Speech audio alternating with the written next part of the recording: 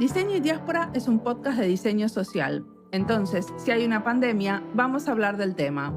Hicimos 3 episodios especiales. En vez de entrevistas largas, vamos bien al punto, contando proyectos relacionados con el virus. ¿Cómo elegimos a quién entrevistar? Bueno, pusimos en Instagram y en Twitter la pregunta: ¿qué diseñadores conocen trabajando con el coronavirus? Y muchos sugirieron gente. Tantos que al final hubo que parar de hacer entrevistas. Hice 14 entrevistas entre el 18 y el 20 de marzo y las agrupamos por temas. Acaba la primera tanda, donde hay iniciativas de diferentes colectivos y comunidades. Escuchemos. Soy Eduardo Merkovich. Yo soy Judith, soy directora de la oficina de Multiplica aquí en Madrid. Mi nombre es Agustín Loso, soy argentino. Hola, mi nombre es Santiago Alarcón. Bueno, mi nombre es Carlos Córdoba Celi, yo soy diseñador industrial. Mi nombre es Mariana Salgado y esto es Diseño y Diáspora.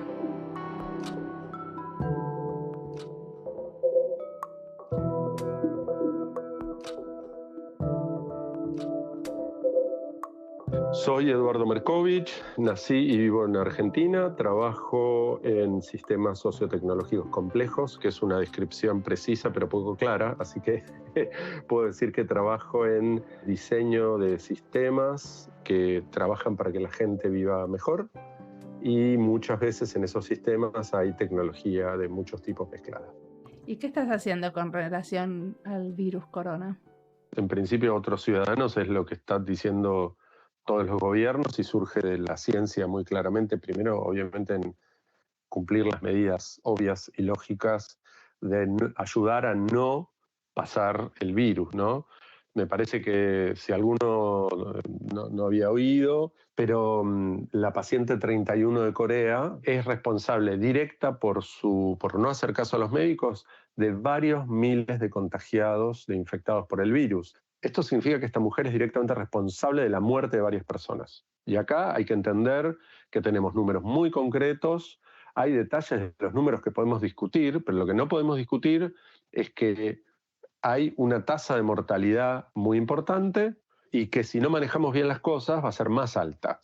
Y, ya que estamos en la parte de ciencia, hay que entender muy bien el fenómeno de lo que se llama aplanar la curva. Básicamente el punto es, este es lo que se llama un fenómeno exponencial, ¿no? El virus, cuando no está contenido, crece en los estados que se lo dejó así, crece aproximadamente a 7 veces por día. Lo que hay que tener en cuenta es que crece cada vez más rápido, de una manera en que los humanos, después podemos charlar y hacer un pequeño experimento muy divertido, los humanos no manejamos bien, porque estamos acostumbrados a un mundo lineal. Si yo camino 1 hora, recorro X distancia. Si camino 2 horas, recorro el doble. Si yo trabajo 3 horas, hago una cantidad de trabajo. Si trabajo 6 horas, hago el doble, ¿correcto? Pero estos fenómenos no son lineales, son exponenciales. El crecimiento es muy rápido y aunque al principio parece que no pasa nada grave, uno ya se está lanzando a una curva que después escala muy rápidamente. Entonces el experimento es este. Supongamos que estamos en una región donde tuviéramos 100 respiradores, que es un montón. ¿Tá? No hay respiradores por todos lados, pero supongamos que tenemos una capacidad para tener 1000 pacientes. Esta es la capacidad de carga, llamémoslo así, de mi sistema de atención de salud. Tenemos camas para 1000 pacientes y tenemos 100 respiradores. ¿Ok? Entonces, el primer día tenemos un infectado. El segundo día tenemos 7 infectados. Al otro día tenemos 50 infectados. Ya vamos por el día 3. Al otro día tenemos 350 infectados. Al otro día estamos pasando los 2000. No pasó una semana y yo ya colapsé mi capacidad de atención. ¿Se entiende? Entonces, ¿qué es lo que sucede? Cuando yo paso mi capacidad de atención simultánea a los pacientes que tengo, la mortalidad varía mucho según la atención. O sea, imaginemos un caso. Este caso se detecta, supongamos que medianamente a tiempo, y se atiende, la probabilidad de morir es aproximadamente, de nuevo podemos discutir los números, pero aproximadamente es del 1%. ¿Sí? ¿Por qué? Y porque hay gente que por más que la atiendas está en una situación más delicada, hay una cantidad N de factores, se muere 1 de cada 100. Bien, pero si no me atienden, la probabilidad de morir sube 6 veces. Se van a morir 6 de cada 100, no 1. Entonces, aunque al final, a lo largo del tiempo, nos vayamos a ir contagiando todos y generando inmunidad a nivel comunidad, que es lo que va a suceder a la larga, la diferencia es cuántos se van a morir en el medio, porque si yo tengo un crecimiento que no lo freno, que es exponencial por la naturaleza del fenómeno, y no lo freno, voy a estar absolutamente colapsado en un tiempo muy corto. Y ese colapso va a generar menor capacidad de acción. Esto es lo de aplanar la curva. Hay que tratar de cortar el contagio se dará eventualmente, pero si es a lo largo de mucho tiempo despacito, eso es algo que podemos sostener y llegar a cuidar a casi todo el mundo. Si no, se va a morir más gente y vamos a tener un colapso social. Y ahí llegamos a lo más grave, ¿no?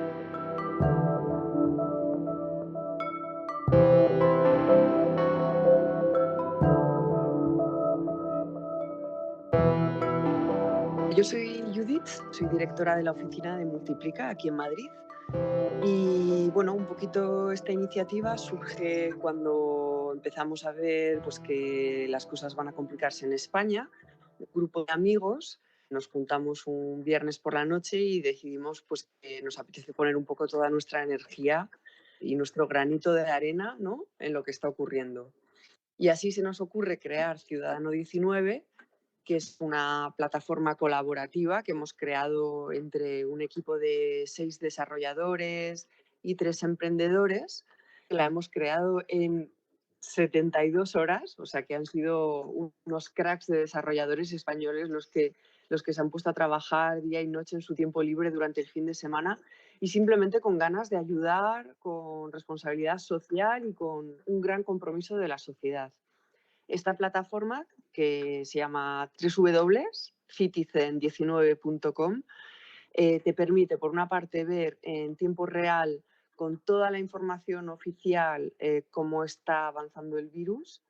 Además, te permite ver a nivel de usuarios cómo está avanzando, para tener como tanto la fuente oficial como la del ciudadano, ¿no? Te permite hacer un pequeño test para saber en qué tipo de grupo estás y qué tipo de medidas tienes que tomar. Tienes todos los teléfonos de contacto de interés de los diferentes países del mundo a nivel mundial y tienes un apartado donde los diferentes médicos que proponen consultas gratuitas por telemedicina ofrecen sus servicios de manera gratuita a quien lo necesite. Entonces, obviamente es una iniciativa española, pero que para mí tiene un alcance mundial. Creo que puede ser de gran ayuda para el resto de Europa, para Estados Unidos y para América Latina. Cuantas más personas entren y se registren, mejor. Obviamente nosotros no tenemos ningún tipo de ánimo de lucro ni hacemos nada con los datos, solo ponemos esta información a servicio de los gobiernos y de las personas. Y es una plataforma de código abierto donde queremos que todo el mundo se sienta libre de participar. Perfecto. Una de las cosas que dijiste es que ahí están también, o sea, uno puede hacer un pequeño test y con eso saber qué medidas tiene que tomar, pero las medidas no son iguales en cada país, porque cada país tiene sus propias autoridades que definen sus medidas. Claro, entonces depende del país, te aparece una información u otra, te dice, tienes que llamar a tal número o por ahora no tienes ningún síntoma, entonces únicamente sigue, por ejemplo, te voy a poner un ejemplo, ¿no? Tú estás en, no sé, en Estados Unidos, ¿vale? Y contestas al test que tienes fiebre, que tienes dolor de cuerpo, que tienes tos seca, pues te van a aparecer los números de teléfono a los que tienes que llamar en Estados Unidos. Si pones que no tienes ningún síntoma, pues simplemente te va a salir un mensaje diciendo sigue las recomendaciones oficiales, extrema las precauciones y sé vigilante. Ok, ¿y cuánta gente estará usándolo en este momento? Pues mira, en este momento tenemos 10.000 personas. Perfecto, es un montón. ¿Y en qué idiomas está? Español, inglés y francés. Pero a ver, tenemos 10.000 personas, pero es que la hemos sacado hace 2 días, con lo cual esto va a ser súper exponencial. Sí, totalmente. El código está hecho con licencias abiertas si uno lo quiere copiar, pero la idea no es copiarlo, sino que se use a nivel mundial. Pero si yo lo quiero, por ejemplo, traducir a mi idioma, ¿lo puedo? Claro, O sea, está abierto.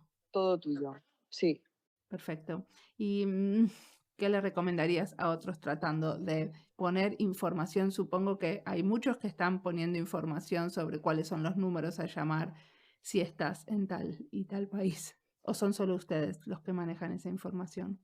No, o sea, por ahora lo que estamos haciendo es, nos lo envían, pero vamos, que nosotros lo que queremos es trabajar de manera colaborativa, así que si alguien quiere asumir el rol para otro país, vamos, nosotros encantados. Tiene que ser una herramienta de la población, de los ciudadanos, porque es la manera en la que nos vamos a apropiar de ella y en la manera en la que va a ser útil. Por ejemplo, en Madrid, que se ha apuntado ya mucha gente, puedes ver incluso por barrios cómo va evolucionando la situación. Entonces, yo por eso, Mariana, me hace mucha ilusión que te intereses por ello. En este momento, ¿quiénes participan? Ustedes, o sea, le dan la posibilidad a cualquiera que lo quiere traducir de que forme parte del equipo. Sí, exactamente. Muy bien, pero ¿hay algún control de quién pueden tomar parte del equipo en qué país? ¿Cómo es? No, simplemente nos contactan. Nosotros vemos que la persona sea, pues eso, un desarrollador o alguien que está, o sea, que no sea una persona con mala fe, y entonces le introducimos dentro. De hecho, bueno, pensé que me llamabas desde Argentina, pero en Argentina estamos ya hablando con 2 desarrolladores para ver si nos pueden ayudar. Genial, buenísimo. ¿Cuál va a ser el futuro? ¿Qué te parece después de que la pandemia se haya controlado? ¿Cómo sigue este proyecto? Yo lo que creo es que esta pandemia lo que está haciendo es que está cambiándonos la manera de pensar muchas cosas.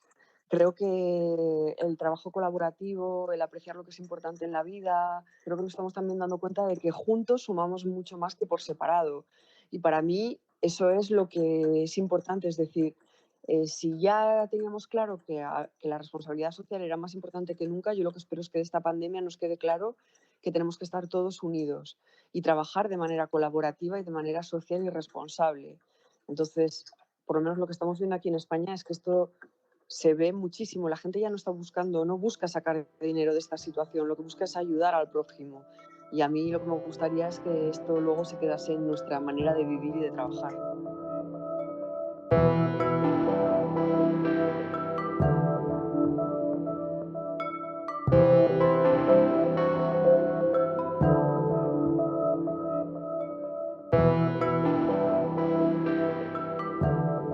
Mi nombre es Agustín Loso, soy argentino, vivo en la provincia de Córdoba. Básicamente soy un profesional del diseño que trabajo con tecnología e innovación. Mi trabajo se enmarca como consultor, acciones de profesor universitario, pero sobre todo y últimamente como divulgador de todo esto.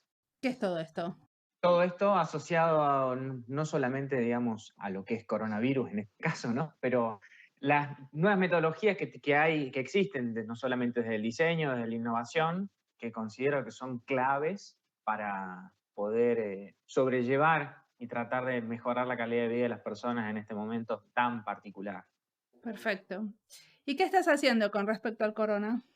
Particularmente después de haber visto y haber analizado por esta cercanía que uno tiene con la tecnología y con los movimientos abiertos, de participación abierta, comencé a ver particularmente la existencia de muchos proyectos, de muchas iniciativas muy interesantes, autogeneradas y autopromulgadas por la propia sociedad, ¿no? En términos de ofrecer desde una mirada colaborativa soluciones a las diferentes problemáticas que van surgiendo asociadas a la pandemia de coronavirus.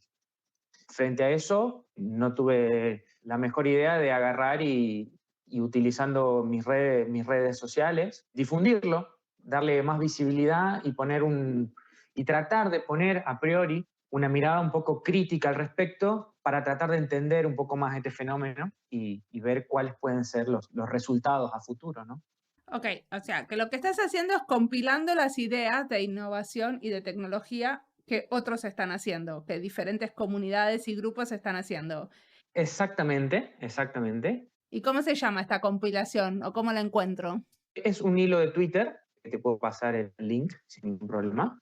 Pero las iniciativas que vos tenés son iniciativas para que la gente pueda trabajar desde casa, iniciativas para dar información correcta con respecto al virus, iniciativas para producir los insumos que están faltando. ¿Qué tipo de iniciativas son?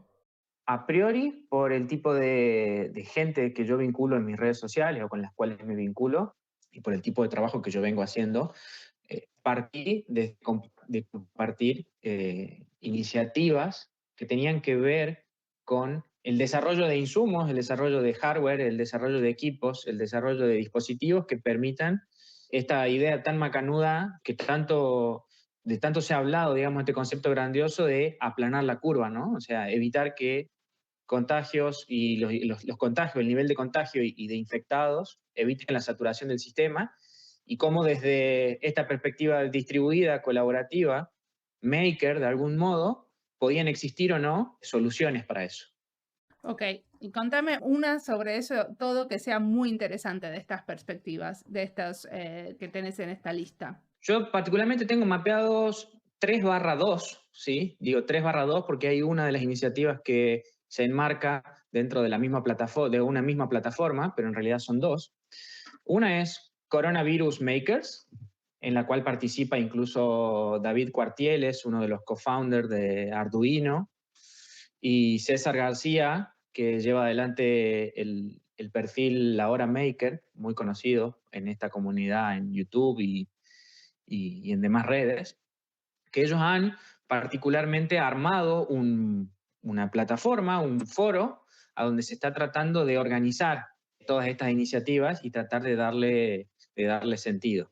Ahí mismo se incluye una iniciativa que es denominada Proyecto Aire, en el cual se han involucrado instituciones muy reconocidas dentro de lo que es tecnología e innovación, como Tecnalia, como la Corporación Tecnalia del País Vasco o la propia Fundación Cotec para la Innovación de España, que son un poco los promotores, los coordinadores de esto, tratando de algún modo mediar entre entusiastas de la tecnología, ingenieros, diseñadores, médicos o personal de salud, o incluso que si bien no apela tanto a la lógica distribuida o maker en sí, el propio llamado que ha hecho el secretario de Salud británico pidiendo a empresas manufactureras que se involucren a trabajar en disminuir el déficit de 20.000 respiradores que tiene Gran Bretaña en este momento. Ok, o sea que están trabajando con el Fab Lab del Reino Unido. No particularmente. Lo que tiene interesante para mí esta iniciativa es que trata de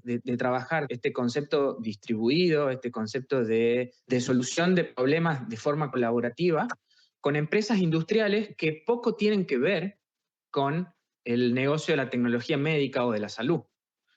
Ejemplo, están participando empresas como Airbus, empresas como el grupo PSA Citroën, Land Rover, empresas que vienen, por ejemplo, del rubro automotriz y en conjunto están armando equipos distribuidos para poder utilizar de forma correcta las capacidades instaladas industriales que tienen estas empresas, el conocimiento en técnicas industriales de avanzada, para lograr este mismo objetivo, ¿no? Que la cultura maker también lo está buscando.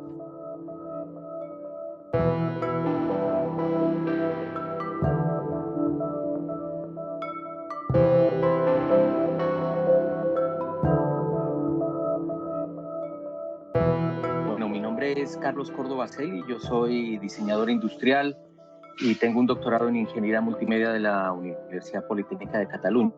En la actualidad soy el director de la maestría en Diseño para la Innovación Social de la Universidad de Nariño, aquí en Colombia, al sur del país. ¿Y qué están haciendo con respecto al virus corona? Lo he llamado una estrategia transmedia de educación. Básicamente estamos basándonos en el concepto de narrativa transmedia de Scolari, es decir, utilizar un despliegue de múltiples medios y plataformas para comunicarnos con los estudiantes en diferentes tiempos y formatos, que yo creo que eso es lo más importante. Entonces, yo he implementado 3 estrategias diferentes dependiendo del grupo operativo con el que estamos haciendo las actividades. A nivel de pregrado, tenemos una serie de talleres de sensibilización espacial y estamos trabajando herramientas en donde se pueden desarrollar esos talleres que normalmente son centrados en la práctica a través de herramientas digitales o plataformas virtuales, básicamente con Zoom. Utilizamos mucho Instagram porque estos son estudiantes de primeros semestres que incluso ya muchos de ellos ni siquiera tienen Facebook, sino solo se comunican por redes a través de Instagram, donde suben sus propuestas bidimensionales o formales.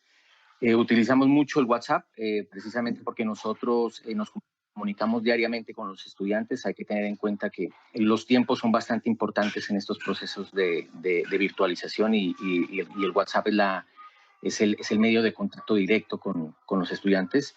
Estamos empezando a utilizar una herramienta que nos ha parecido muy interesante que se llama Figma. Apenas la vamos a comenzar a utilizar en la próxima clase, que es una herramienta de bocetación colaborativa.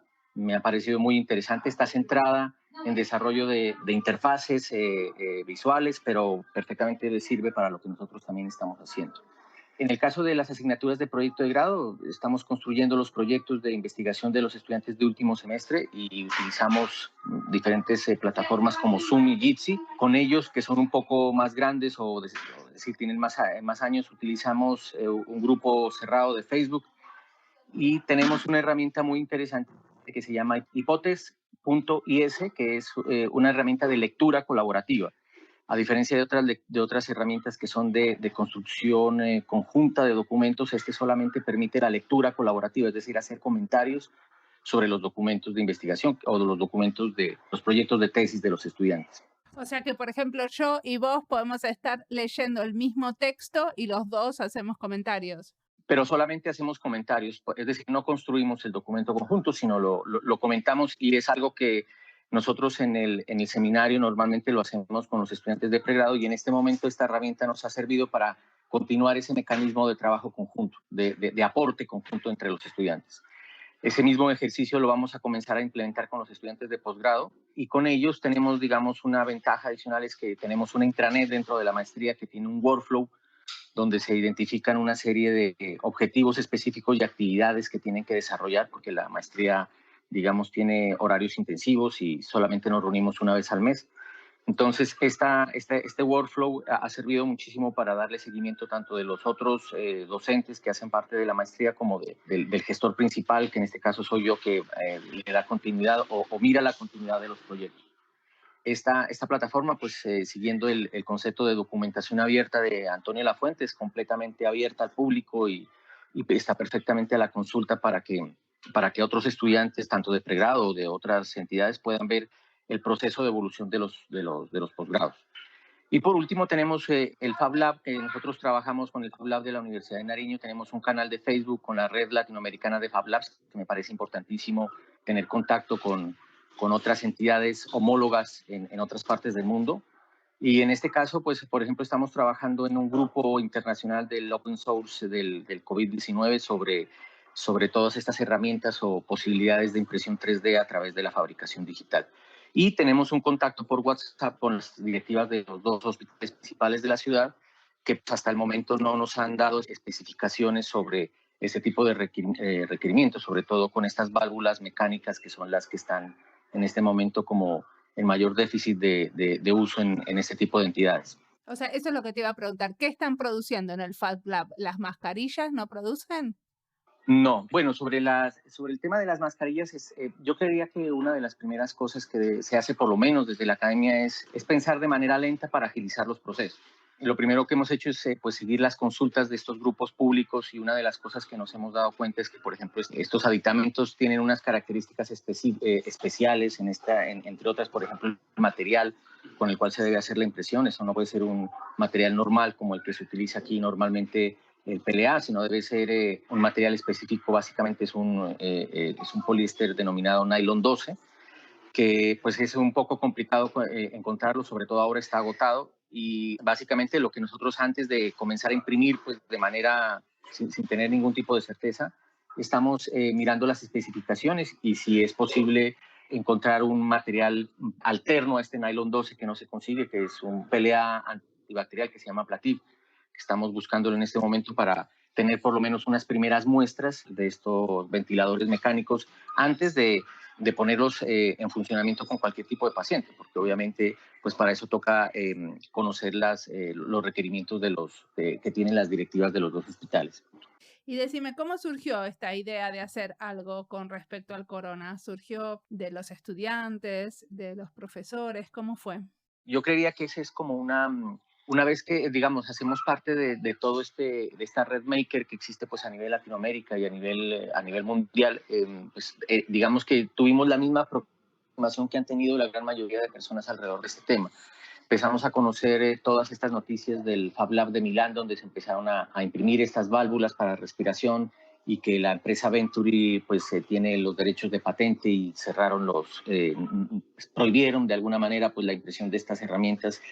Y nos unimos a una serie de grupos, tanto abiertos como cerrados, que están en Facebook como en Telegram, que es otra herramienta pues, que también es bien importante de trabajo, en donde empezamos a encontrar información ya más detallada sobre estos procesos, entre otras cosas, pues que precisamente pues, no solamente es el problema del patentado de la empresa Venturi, sino las especificaciones de los materiales para impresión que necesitan este tipo de válvulas, porque de otra manera uno ve en redes muchas personas que tienen su impresora 3D e imprimen la válvula, pero realmente pues eso es, digamos, yo lo diría que esa válvula no sirve, ¿sí? Si no ha pasado por un proceso pues de unos requerimientos mínimos que es lo que primero se presenta en estos grupos, que es lo mínimo que deben contener estas herramientas. Entonces, en este momento no hemos impreso ninguna. De hecho, ya podríamos imprimir, pero no hemos impreso ninguna precisamente porque estamos tratando de identificar las mejores condiciones de manufactura a nivel de insumo para poder tener por lo menos una primera muestra a nivel del Fab Lab y determinar si puede funcionar o no a partir de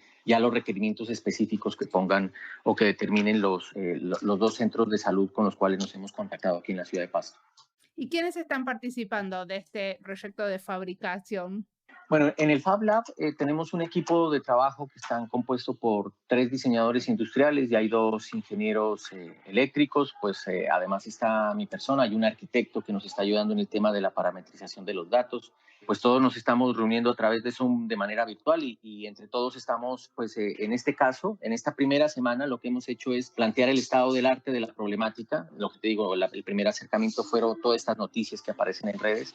Ya la segunda parte ha sido aterrizar el proyecto y darnos cuenta, pues, las limitantes que podríamos tener tanto de fabricación real como de fabricación de las herramientas que tenemos aquí a disposición. Y la segunda parte, pues, ya es empezar a hacer el ejercicio de prototipado. Nosotros hemos pedido un permiso especial en la universidad para que, por lo menos, el ingeniero electrónico esté allá haciendo algunas pruebas de impresión antes de poder ofrecer cualquier tipo de archivo o de documento a la comunidad. Y obviamente yo creía que es importantísimo, en este momento tenemos un enlace a través de WhatsApp con las directoras de los 2 hospitales más importantes de la ciudad, con los cuales apenas estamos haciendo averiguaciones sobre el stock de este tipo de elementos en estas 2 entidades, porque obviamente eso depende mucho también del tipo de cantidad de válvulas que tengan en los 2 hospitales.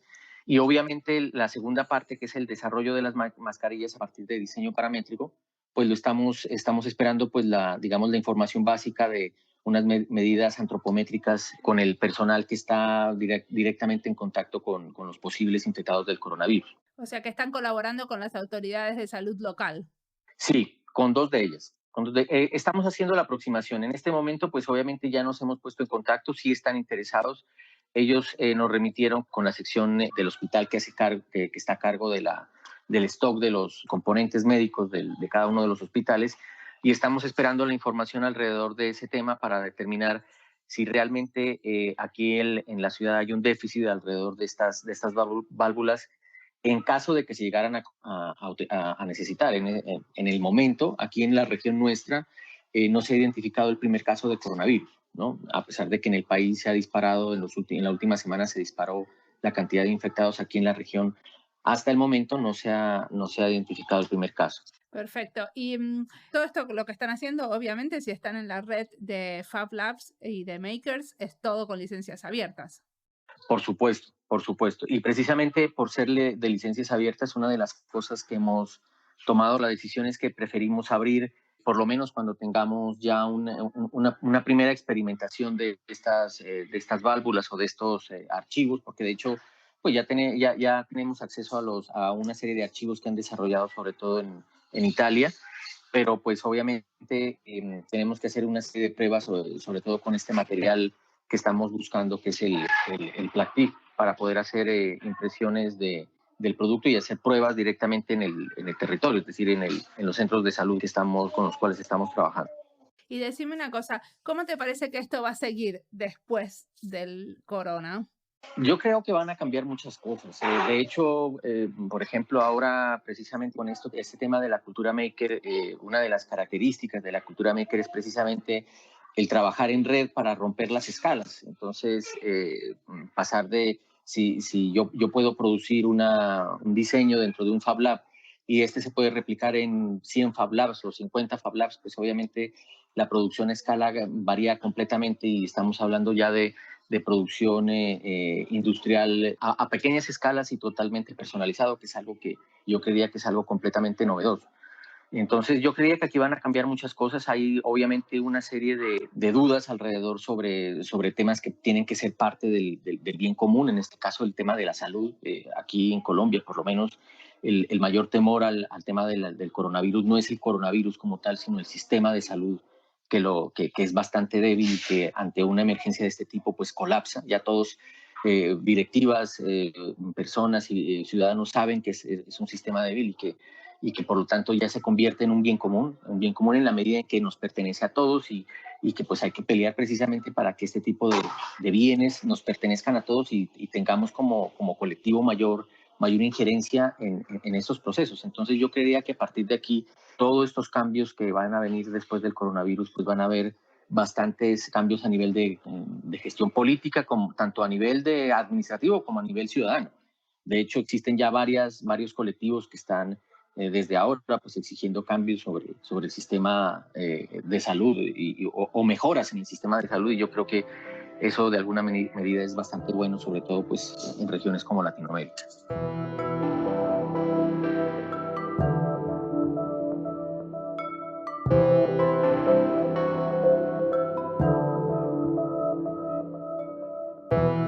Acá, y como creo que ha pasado en varios lugares, nos hemos juntado varias organizaciones profesionales vinculadas con esta profesión para trabajar juntos y pensar qué podemos hacer desde nuestro lugar profesional, más allá de lo que obviamente todos tenemos que hacer como humanos y ciudadanos conscientes, y definimos trabajar en 3 grandes puntos. Uno es un comunicado conjunto, y esto hace a concientizar a todo el mundo de la importancia de las acciones concretas, ahora, ya. Otro punto son recomendaciones generales para trabajar y estudiar en casa. Y el tercer punto es que organizamos unas especies de guardias para dar ayuda puntual a quienes lo necesiten, para moverse a esto de trabajar desde las casas, ¿no? ¿Y cómo llegan a la gente? ¿Dónde publicaron estos documentos? En principio están básicamente en las redes sociales y además hubo en algunos sitios, particularmente, por ejemplo, el sitio del Movimiento de Diseño Inclusivo tiene los 3 documentos y están bien cruzados entre sí. Es dicenoinclusivo.org.ar.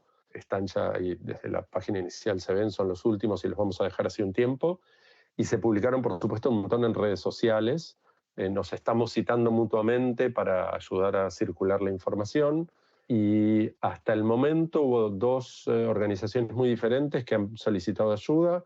Hemos trabajado y estamos trabajando con las 2. Una es una municipalidad que tiene algún equipo de gente, como estaba acostumbrado a trabajar de manera colocada, física, y tienen que pasar a, bueno, nadie puede venir, esto fue antes de nuevo de la cuarentena total ayer, pero ya estaban en esto. Y el otro organismo es una facultad de la UBA, que tiene muchas decenas de miles de estudiantes, y hay una especie de comité que está trabajando a nivel facultades para pasar rápidamente los que no estaban ya a estudiar en línea, y estamos ayudando a una de esas facultades en este cambio, que es complejo por una cuestión no tanto tecnológica, porque medio que ya están un poco en esto, pero de repente lo que pasa con este fenómeno, y si querés esto es un tema para charlar porque va más allá de esta facultad, es que te empuja de repente un proceso que la gente iba haciendo como de manera lenta y ordenadita, y esto fue como un empujón, ¿viste? Es como los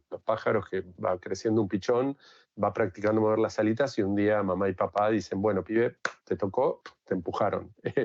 Vos podrías creer que no estabas preparado del todo, pero no hay tu tía, hay que ahora. Así que bueno, en eso estamos. Perfecto. ¿Y quiénes son los que participan? ¿Cuántos son? ¿Son de diferentes áreas? ¿Cómo es? Somos profesionales muy cercanos de alguna manera, la mayor parte vinculados con el diseño de interacción, y algunos más desde lo visual, otros más desde la arquitectura, de información, otros un poquito más. En nuestras organizaciones hay poca gente del área de tecnología más dura, y somos estas 4 organizaciones que decía, ¿no? El Movimiento por el Diseño Inclusivo, ICSDA, UXDI y el Information Architecture Foundation. Y somos en general gente que está muy en el palo del diseño y de la interacción. O sea, la comunicación es parte de lo nuestro, la interacción es parte de lo nuestro, y esos son los lugares desde los que empezamos a tratar de hacer algo. Y todas estas instrucciones y lo que están haciendo lo están documentando y publicando de manera abierta, ¿cierto? Absolutamente. El que quiera copiar, citar, reusar, no tiene que pedir permiso ni nada, está ahí para que todo el mundo lo aproveche de la manera que le parezca mejor en cada caso.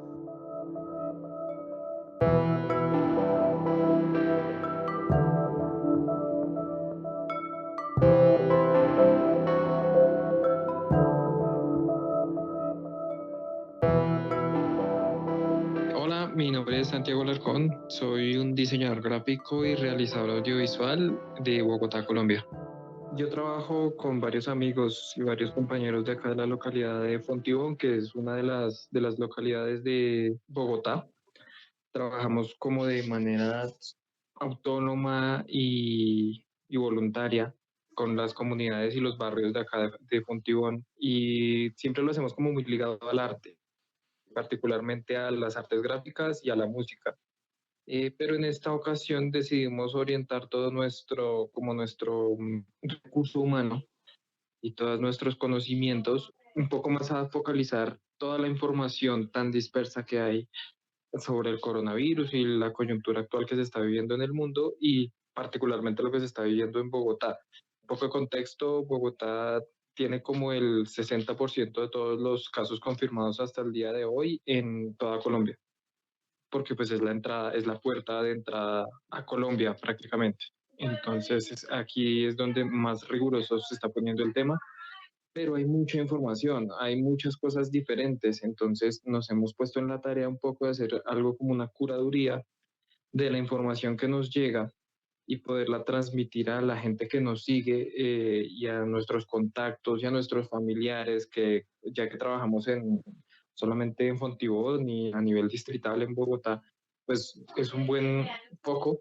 Entonces nos encargamos de difundir esa información un poco más curada, un poco más de fuentes confiables, un poco menos alarmista, porque hemos percibido que los medios de comunicación más grandes de acá, puede que es algo que está pasando en todo el mundo, pero particularmente con el caso colombiano, los medios se centran mucho en todo el virus y se está generando como una especie de pánico. Acá también se está viendo las cosas que se están viendo en el resto del mundo, de las compras compulsivas, de incluso xenofobia con gente asiática, con gente extranjera, porque consideran que traen el virus, y hay mucha desinformación. Incluso he escuchado de casos de gente que cree que se transmite por las mascotas, que abandona sus mascotas. En fin, hay mucha desinformación y en este momento consideramos nosotros que nosotros siempre abogamos por el tejido social, y así lo llamamos, y esa falta de unión que hay en el colombiano promedio, que debido a muchas cosas de nuestra historia siempre ha sido muy individual, pero necesitamos que en este momento seamos un poco más unidos y trabajemos un poco más unidos por el bienestar de todos. Pero decime una cosa, ¿qué medios de comunicaciones usan? ¿Qué están haciendo? O sea, ¿tienen una página web, una radio? ¿Cómo se comunican con la localidad de ustedes y los vecinos de ustedes? Particularmente hay dos cosas. Una, y es que en medios físicos, o sea, en locaciones físicas, nosotros tenemos una biblioteca comunitaria que se llama La Caica Literaria. Entonces hay gente y nosotros ahí nos ponemos como la comunicación, pero de medios de difusión en este momento de aislamiento solamente estamos usando redes sociales. Nuestras redes sociales en Facebook, nuestras redes sociales en Twitter y en Instagram. Perfecto. ¿Y cómo se llaman? O sea, ¿cómo los encuentro en internet? En Facebook nos puedes encontrar como Neuma Corp, o sea, como Corporación Neuma, pero Neuma Corp. Y en Facebook también tenemos las redes sociales de nuestra biblioteca comunitaria, que se llama Caica Literaria, y la puedes buscar como Bibliotecaica Literaria. Perfecto. Si alguien quiere replicar lo que ustedes están haciendo, ¿qué es lo que le recomendarías?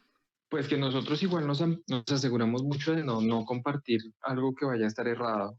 Entonces quisiéramos que el resto de gente hiciera lo mismo, porque abundan actualmente las fake news. Y en un caso o sea, en algo tan delicado como la salud pública, hay que confiar mucho, o sea, hay que verificar mucho la información que uno comparte para no generar pánico ni desinformación. Y aunque nosotros lo hacemos, sí nos gustaría que si nos van a replicar, a compartir o lo que sea, igual nos ayuden también en esa curaduría de la información, que sea verídico lo que estamos compartiendo, que sea en tiempo real, pero con la capacidad de confirmar que no fue alguna noticia de último minuto que se salió de las manos y se reportó mal, algo así por el estilo.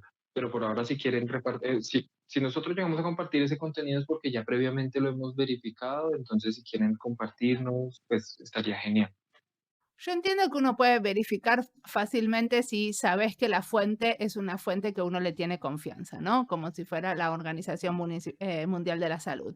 Pero ¿cómo verificas una cosa así como esto de que en un medio en la televisión sale que hay una persona con corona en el tranvía? Yo creo que en ese momento lo único que podemos hacer es esperar y que en serio se tome la noticia y después, es que incluso fue dada solamente por un medio, entonces ya cuando ha pasado un tiempo y ya se tomó como positivo y una organización, no solamente el medio de información difundió la noticia, sino una organización confiable y un organismo del Estado confiable dijo, es verdad lo que está pasando y los varios medios de comunicación lo difunden, para eso toma un tiempito.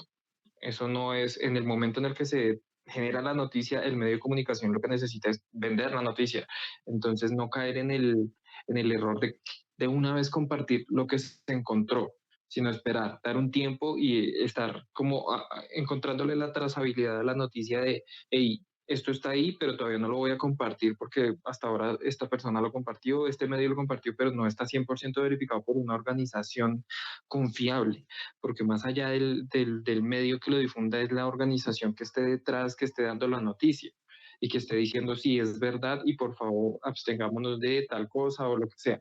Como en lo que te digo, en el caso de ayer fue un falso positivo que después salieron a decir, hey, no, no es verdad, la señora sí tenía fiebre y todo eso, pero nada que ver con que estuviera relacionada con nadie que estuviera contagiada.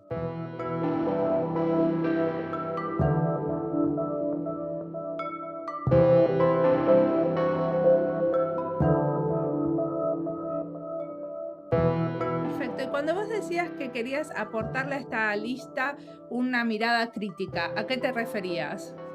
Justamente a esto, que veo ciertos desafíos que no siempre son tenidos en cuenta y frente a la inmediatez y necesidad del caso pueden quedar de lado y que me parece que no son menores, desde cuestiones de responsabilidad, desde la perspectiva del paciente, el nivel de conocimiento y la información que se maneja, validada o no dentro de estos grupos, el cómo esto puede terminar siendo o puede ser llevado como una herramienta que termine, si cae en la prensa, por ejemplo, y se minimiza, puede incluso hasta contribuir a la famosa infodemia que se está tratando de evitar.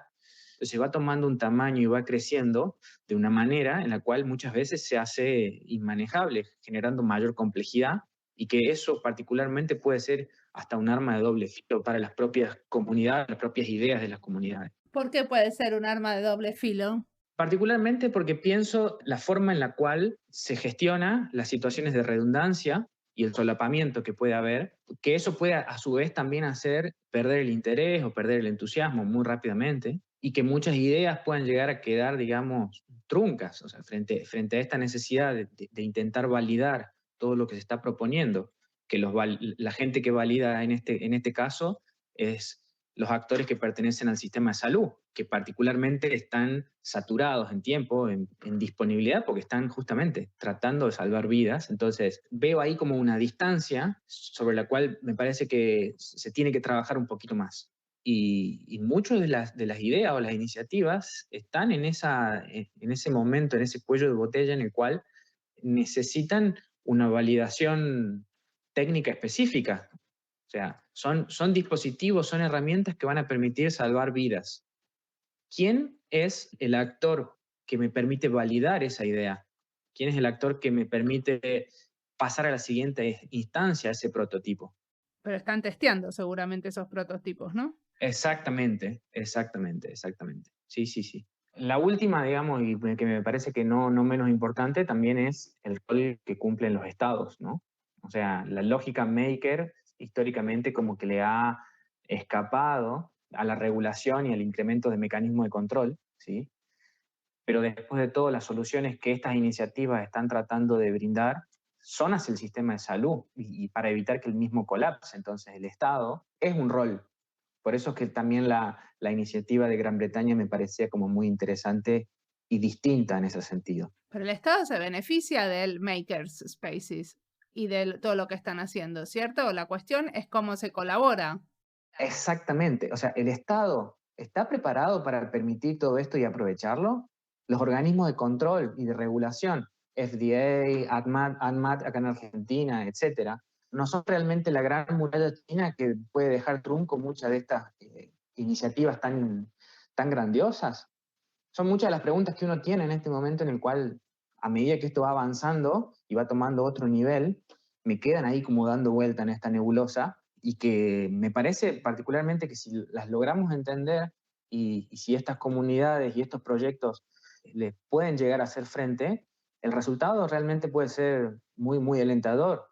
Sí, eso es muy interesante porque cuando se habla de testeos en la salud, son muy diferentes a los testeos que nosotros hacemos los diseñadores cuando testeamos prototipos. Exactamente. Entonces, estos organismos de validación que tienen el Ministerio de Salud tiene que poder aprobar estos prototipos que estamos haciendo, que probablemente no haya mucho tiempo para probarlos con todos los que se tendría que hacer. Claro, o sea, a mí me parece imprescindible esto, enmarcarlo a estos retos sin suposiciones, o sea, es aquí, digamos, o es ahora, en el momento en que las posibles diferencias en diseño pueden separar el futuro de las personas en dos planos, o sea, vida o muerte, por más que sean personas que puedan llegar a estar infectadas o que su vida por la propia pandemia o por el propio virus corra peligro. No es cuestión de ampliar ese riesgo con un dispositivo médico desarrollado sin cierta responsabilidad. O sea, otra de las cosas también muy importantes es entender de que no todas las soluciones son aplicables a todas las clases de problemas. O sea, la experiencia dice que no. Es el momento, yo creo que es el momento ideal para poder entender que el diseño bajo la concepción, una concepción moderna, pasa del plano artefactual, del plano de artefactos, a realmente tratar de resolver soluciones de un grado de complejidad mayor a un nivel más estratégico. Pero para eso tiene que, claro, el diseño involucrarse realmente. Bueno, pero eso es lo que están haciendo los Makers Space, ¿no? Exactamente.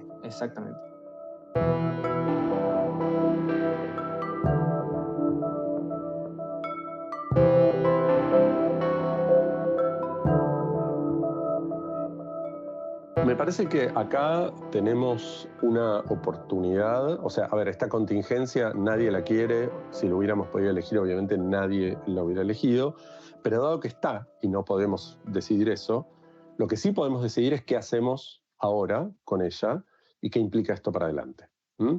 Entonces, me parece que hay una oportunidad de emerger con sociedades más conscientes, más solidarias, más objetivas, más racionales, y que tenemos que hacerlo porque el mundo que se viene tiene cada vez más veces más fuertes este tipo de eventos. ¿Por qué los gobiernos están reaccionando con esto? No sucede lo mismo con el cambio global, que lo conocemos hace más tiempo y sabemos que se está armando. Bueno, por lo menos de lo que yo investigué, lo tiro después para que lo discutamos en grupos de diseñadores y de todos los interesados, hay algunas diferencias, si bien los dos tienen mucha ciencia atrás, mucho número, mucha claridad, hay algunas diferencias entre ambos fenómenos que hacen que sea más fácil enfrentar el coronavirus. Uno es que el coronavirus está muy cerca y es bien visible. Digamos, yo sé que la gente se está muriendo por el coronavirus, no me queda ninguna duda que hay que actuar. Ahora, el cambio global, estamos hablando de algo que parece un futuro súper lejano, aunque ya está empezando a ocurrir, y entonces los seres humanos, cuando es un futuro lejano, pareciera que no es igual de real, ¿sí? Por otro lado, está el tema de la escala de tiempo. El coronavirus es un fenómeno muy veloz, es uno de los temas que complicó el inicio de esto, es terriblemente rápido, o sea, cuando dije 7x por día, es un número real de China y de Corea, no es algo que yo inventé, como un ejemplo. Mientras que el otro es algo que lo tenemos conocido hace 40 años y es muy lento.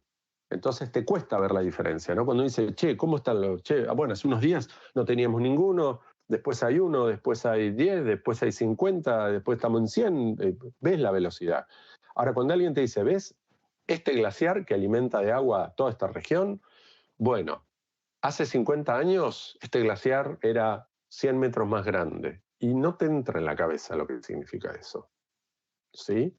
Pero sin agua no hay vida. Pero también es como muy interesante para mí con esto del coronavirus, que la responsabilidad también la tenemos todos, ¿no? Que no hay manera, y no importa cuánta policía pongas en la calle, si la gente no se hace responsable de esta situación y no respeta a las guías y a lo que dicen las autoridades, esto se va a poner feo. Entonces es muy diferente que el cambio climático, que hay mucha gente que dice, bueno, estos son políticas gubernamentales y no me corresponde y no puedo influenciar tanto como podría influenciar un gobierno o las grandes empresas.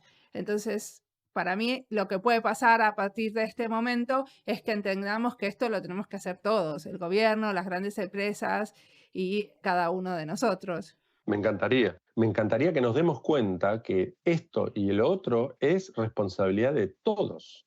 No podemos decir yo ya voté y listo, a mí no me toca nada, yo sigo como mi vida como si no pasara nada. Así como en el coronavirus estamos teniendo todos que hacer algo, en el cambio global, crisis climática, etcétera, también todos tenemos que hacer algo, solo que no se ve tan obvio. Y hay 2 factores más que, mirá, justo son como los más sutiles y al mismo tiempo los que tienen que ver más profundamente con esto. El primero es que el coronavirus es muy simple de entender. Hay un virus, me enfermo, me muero. ¡Pum! Está claro. Si me contagio, tengo cierta probabilidad de morir. ¿Ok? El cambio global es un fenómeno extremadamente complejo y multidimensional. Es difícil de entender, es difícil de explicar. Por lo tanto, parece muy lejano. La parte que para mí es más rica de entender es que en el coronavirus el malo es el virus. En el cambio global, los malos somos nosotros. Es mucho más difícil. Entonces, ¿cómo manejas un tema así? Es muy complicado. Pero quizás, como decías antes, si el coronavirus nos ayuda a darnos cuenta que la salvación personal no existe, sino que tenemos que tener acciones a nivel sociedad, quizás podemos empezar a pensar que en lo otro también, y que no es un tema de gobierno. Yo voté y ya está, hagan ustedes lo que hay que hacer, sino que nosotros, cada uno desde nuestro lugar, tenemos que empezar a pensar, ok, es lo que yo hago, no solo en mi casa, que es la dimensión personal, si querés. Ay, sí, yo reciclo, yo no compro basura que se tire, todo bien. Sí, yo tengo hasta paneles fotovoltaicos en mi casa y uso una bici eléctrica, ¿ok? Pero ese no es el punto, sino cada uno de nosotros está en una sociedad y en una organización donde trabaja como profesional. ¿Qué estoy generando? Por eso, desde el MDI hicimos hace mucho tiempo y seguimos teniendo como un lema, digamos, iba a ser mi charla en México, que fue la semana de interacción en México, fue pasada para fin de año. El lema es, ¿qué mundo creas cuando creas? Y esto a los diseñadores nos impacta de lleno.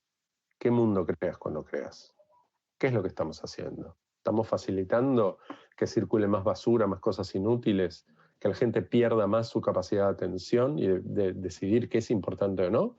¿O estamos generando la facilidad o la capacidad o aumentando la capacidad existente de personas más sensibles, más solidarias, más conectadas, pero no conectadas con Twitter y el teléfono, sino conectadas con los demás y con toda la capa biológica que nos mantiene vivos?